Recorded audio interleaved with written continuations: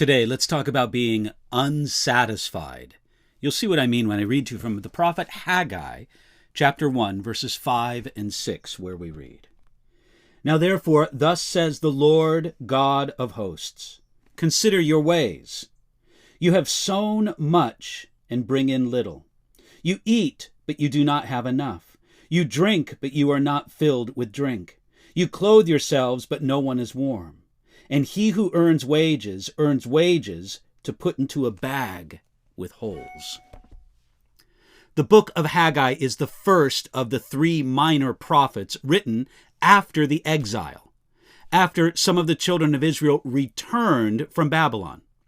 Of the 12 minor prophets, the first 9 spoke before Judah was carried away captive, exiled to Babylon. The last 3 minor prophets, Haggai, Zechariah, and Malachi, they each spoke to those who returned from the 70-year time of exile. Haggai gave this first word in September 520 BC. At that time, the exiles had been back in Jerusalem for about 18 years, but the work of rebuilding the temple was idle for the previous 14 years. The work started gloriously, according to Ezra chapter 3.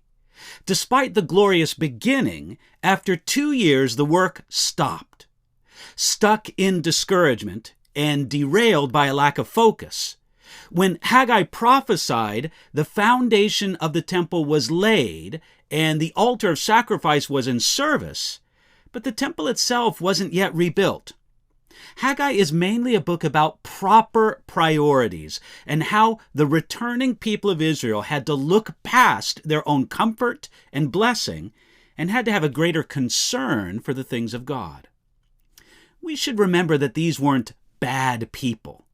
They were the remnant that returned from Babylon.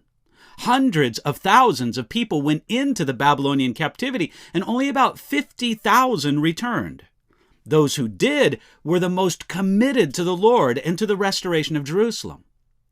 Yet the words of the prophet applied to them. "Consider your ways," Haggai said. The Hebrew figure of speech for the phrase is literally, "Put your heart on your roads." Haggai asked God's people to consider what direction their life was headed, and if they really wanted it to continue that way. They had already suffered from their bad direction. Haggai told them, "You have sown much and bring in little." The cause of their financial difficulties was their wrong priorities. They suffered setback after setback because the blessing of God wasn't on their pocketbook. So Haggai described a double curse.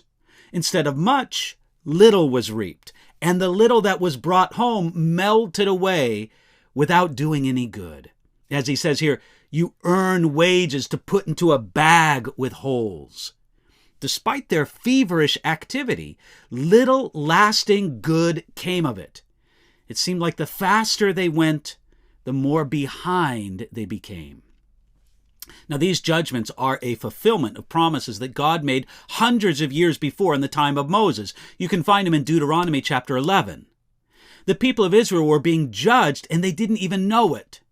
They probably wrote it all off as bad luck or tough economic times, but God was trying to tell them something. Sometimes our priorities are out of order, and we seem to suffer no financial hardship. In such times, we should never presume on the mercy of God. We should turn to Him and reorder our priorities before He needs to use crisis to get through to us. But God wanted to use the present crisis among the returning remnant to get their attention. That's why He says, "You drink, but you are not filled with drink." You see, friends, if our priorities are wrong, nothing will satisfy us. Each accomplishment soon reveals that there must be something more, something that can really satisfy. Nothing fills the God-shaped void in our life except for putting Him first. There is an important word to us today, the voice of the prophet speaking across the centuries. We must take careful account of our life priorities and make sure that the things that are important to God are important to us. This conflict between God's priorities and Israel's priorities made an empty life for those who first heard the prophet Haggai. If we allow the same conflict, we'll suffer the same emptiness. So spend some time taking account of your life priorities, and you can do that today.